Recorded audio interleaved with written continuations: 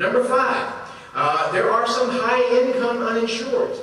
Most of them tend to be lower income, but 30% of the uninsured, about 13 million people, have incomes of more than $50,000 a year. Half of that population have incomes more than $75,000 a year. So if you're beginning to get a picture here of the uninsured, you find it's really a diverse group. A lot of them are young, healthy people and don't necessarily need insurance. They probably should have it, but they feel like I'm young, healthy. If I've got an extra dollar, I want to spend it on a new car or pickup or stereo or something like that, rather than spending it on health insurance. But because they're young and healthy, they don't tend to go to the doctor an awful lot. A lot of them are minorities. A lot of them are lower income people, but that's not true of all of them. Number 6, the uninsured and the uninsurable are not the same.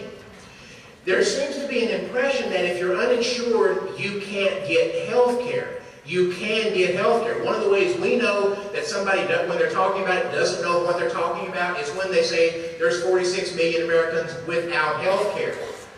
Just because you're uninsured doesn't mean you can't get access to health care. It just means you don't have a third party paying for that access to health care. There's a fairly small percentage of the population that are uninsurable. And incidentally, in the group market, where the vast majority of Americans get health insurance, and in the government markets, Medicare and Medicaid, it is what we call guaranteed issue. You go to work for an employer, you get in the pool. They can't deny you coverage. They may be able to put a little bit of waiting time on you, but you get coverage. The real problem is in the individual market, where somebody has become uninsured and then gets a medical condition and then wants to try to buy health insurance after they get the medical condition. The same way as it would be a problem as if you had no auto insurance, had a car accident, and then said, I need to go call an auto insurance company to get some insurance to cover this accident I just had. It creates some real perverse incentives. But that number of uninsurables are a relatively small percent. 2–3% of the population, it's a pretty small percent. Most of the uninsured can go and buy a health insurance policy if they could afford it and if they want it. Number 7, the number of uninsured varies significantly from state to state. The southern states, Texas has 27% uninsured, New Mexico 25%, California 20%. Minnesota, by contrast, 10% uninsured. Iowa 11%. Massachusetts, where they had passed health care reform 3 years ago, that's become something of a model for what President Obama and Senator Kennedy want to do in health care reform, they have reduced their uninsured population down to around 3%, according to official estimates. Now, for them, the goal was getting people covered. So they got a lot of people covered. They've achieved a lot of that goal. They are also spending a whole lot more money than they anticipated they'd be spending. It's breaking the bank there in Massachusetts, and they're trying to figure out how they can get control of the cost there.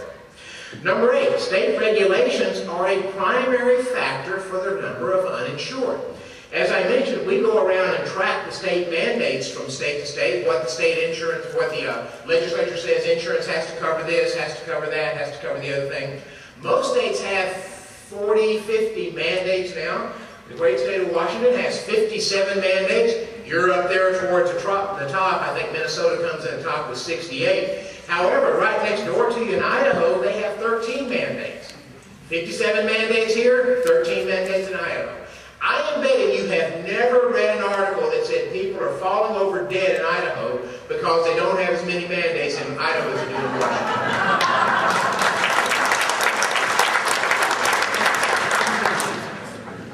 Those mandates drive up the cost of health insurance. It makes it more comprehensive. It makes it nicer. It also makes it more expensive. It's like a Cadillac. It's like a Cadillac for health insurance. It's nice if you can afford one, but not everybody can. And in health insurance, you often don't have a Chevrolet model out there because of what the states are doing. In other words, the states play a huge role in increasing the cost of health insurance, and then they go out and often blame everybody else for the cost of it. Number 9, being uninsured does not mean there's no access to health insurance. As I mentioned, that is a huge problem. It's a problem, but it's just because you're uninsured doesn't mean you don't have access to health care. You can get access to health care, even with the statutes called EMTALA. You show up in an emergency room, you're going to be able to get care.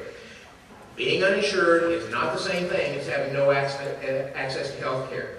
And finally, the uninsured have access to alternative plans, less expensive options out there if the states will allow them. There's a lot of alternative policies out there that are not comprehensive, that are much less expensive, but states often try to restrict those plans or don't want people to have options, to have those options. They can be what we call limited benefit plans. They can have, we call them mini-meds. They can be high deductibles with health savings accounts involved. There are a lot of less expensive alternatives. Sometimes the insurers, sometimes it's Blue Crosses, and the various states, because it varies from state to state, tend to try to keep people from having access to those various types of plans. And states will sometimes say we're going to impose these various mandates on it, making those plans more expensive. If the states back off of those regulations and allow a competitive market out there, you will find that there will be a lot of options out there for people to be able to get affordable health insurance. I don't want to minimize the problems of the uninsured. There are problems out there with our system, especially with the uninsured, and especially if you're uninsured and you end up with a medical condition. All of us face these things. Sometimes we're having to go get health insurance. We're having to go through our insurance company to get something paid for, and we sometimes run into bumps in that. There are some problems in the system. But if the goal is to try to get the uninsured covered, we need to understand that the uninsured is not one monolithic population. It is a varied population, and targeting our solutions, especially to covering lower income people to make sure they have access and money to be able to get health insurance, targeting those solutions is a lot less expensive than what they're considering in Washington, and it's a lot more doable. You don't have to do sweeping healthcare reform to solve the problem of the uninsured. You simply have to do some targeted solutions that will cover the vast majority of the problem and be able to save a whole lot of money in the process. With that, I'll stop. Thank you.